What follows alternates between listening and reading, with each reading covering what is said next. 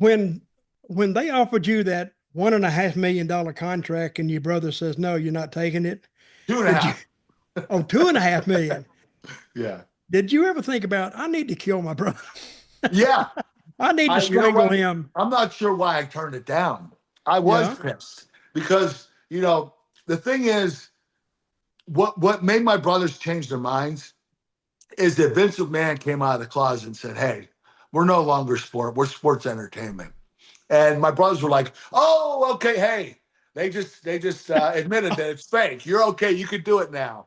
So that was part of the reason why I called WWE back up, because that's when Vince McMahon came out of the closet and said, hey, we're not sport. We're sport entertainment. Well, how did you get along with Vince? I got along with him extremely well. Mhm. He became really distant with me when I got addicted to my painkillers.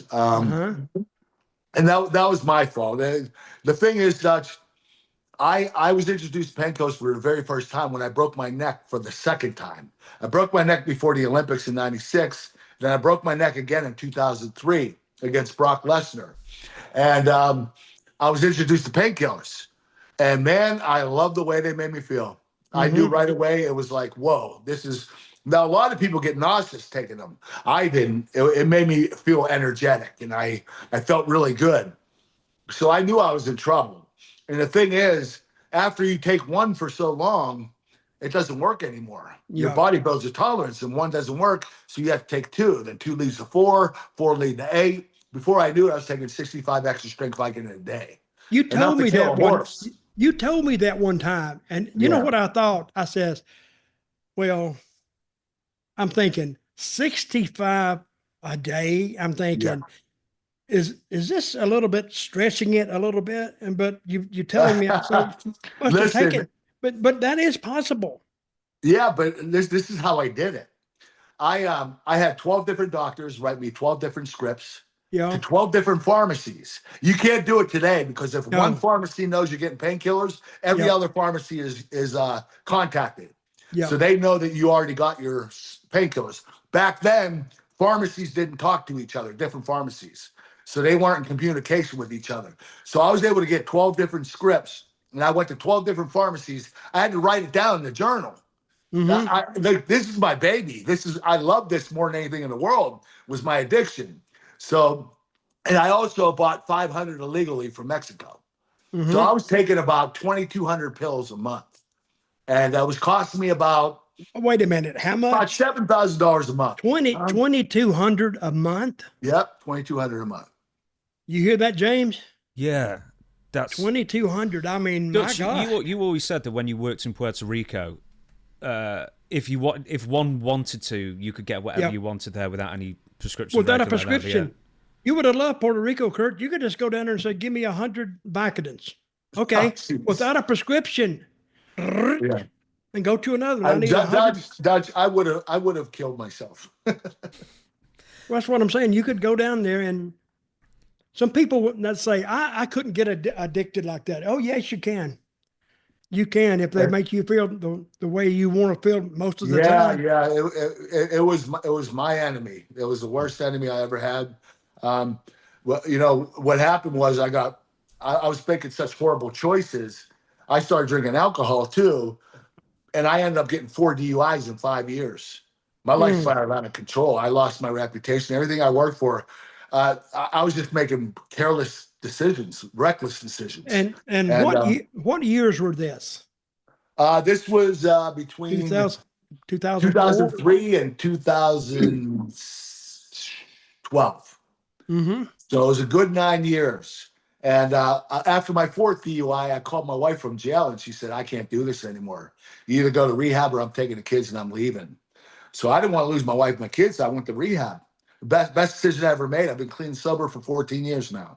Well, very good. Glad to hear that. Can I ask this? Obviously, it's a very famous story. You leave WWE in 2006. You were with the ECW brand. Then you pretty much turn up to TNA straight away. Vince gives you almost like a carte blanche.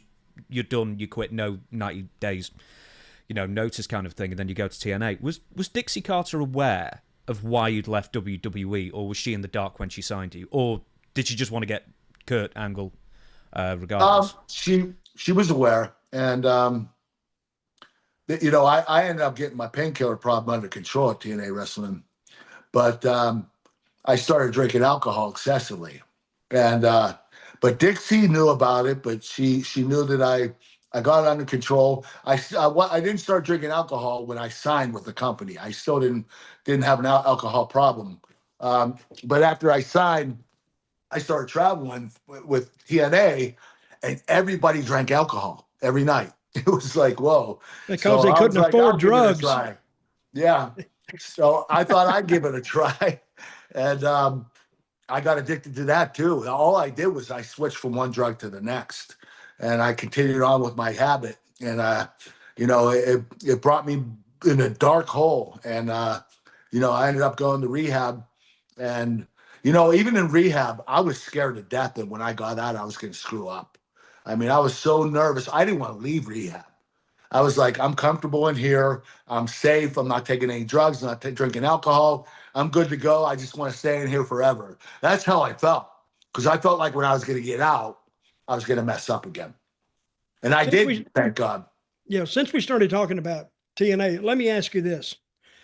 When your time was growing short in WWF, or whatever it was, did you know that?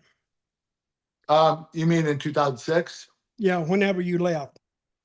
Didn't they just give you your notice, and like James said, they dropped the 90-day no compete rule? Yeah, no compete. They just let you go. You know what? No, what happened was when I went and met with Vince about leaving the WWE, I got injured at a house show really badly. I tore my hamstring, my groin, and my abdominal muscle. Mm-hmm. And my leg was black and blue all the way down to my foot. My whole leg, front and back, was black and blue. My toes, my foot, my shin, my leg, my groin, my private parts were black. I got really messed up. And I went to TV the next day, WWE, and I walked into the production room where the writers were and Vince was. And I pulled my pants down and showed them what happened to my groin and my leg. And my ass is exposed to everybody behind me that's at the meeting. And then I have the writers of Vince McMahon in front of me looking at my balls.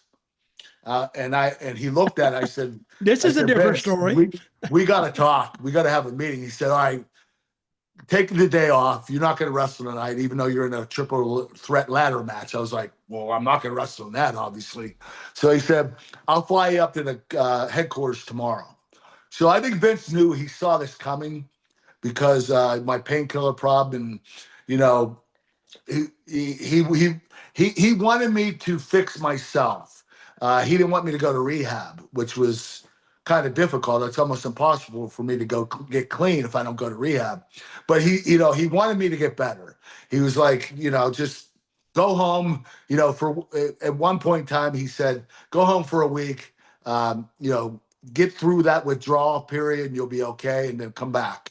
And so that was a different time. But what I was talking about earlier was what was I talking about? Well, I'm the wrong one to I'm the wrong one to ask, but I'm saying he gave you the 90 days when you left. Oh, no. Okay, Vince. So I went up to have a meeting with him, and I said, I met with him the next day, and he dropped 3 pages of typed text messages that I text him while I was high. Yeah. Okay? So it says, Vince, why aren't you answering the phone? I'm going to beat the shit out of you when I see you. Vince, I'm going to kick your ass. Vince, I'm going to beat the F out of you if you don't answer my phone, if you don't answer my number. I went off. I don't even remember doing it. You don't remember doing it, yeah. So Vince gets up. He's like, you want to fight me? Come on. He takes his jacket off. He's right next to me. He's like, let's go. And next to me is Shane McMahon. He's halfway out of his seat just in case I try to jump Vince. And I was like, oh, shit. So I didn't know what to do. So I got up and walked out. Mm-hmm. And I started crying. I was like, they're So not you going to don't let me remember go. texting him any of these text messages? No, I don't. No, I don't. No, I don't. And so I started crying. I walked in. I said, Vince, I'm sorry, but listen, if you don't let me go, I'm going to kill myself. And I didn't mean I was going to commit suicide. I meant that I was going to OD, you know? So I said, I can't do this anymore. Could you please let me go? And he put his hands up. He said, you're released. He said, go home, take 6 months off, come back. I'll give you the same contract. But I already had plans that were not going to include the WWE. At that point in time, I knew I was going to TNA. I already spoke to Dixie, and we came up with the deal that I wanted, and that was it. So, did you call TNA or did TNA call you? I called do you remember? They didn't know I was released yet, so I called TNA. Yeah. My manager called Dixie, or Jeff's Jarrett. Yeah. And Jeff, obviously had to go to Dixie to get the money. And Dixie's the one that, got me the deal. So she gave me everything I ever wanted. I mean, Dutch, she was really generous. And I owe her my life.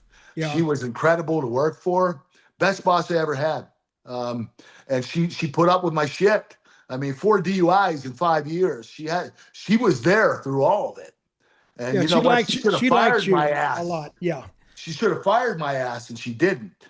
She even, at one point in time, when I got my 4th DUI, she said, "Hey, take a year off. I'll keep paying you.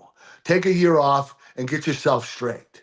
And I was like, "Holy shit! Like, this is crazy. This woman is like being so generous, and she's out for my best interest."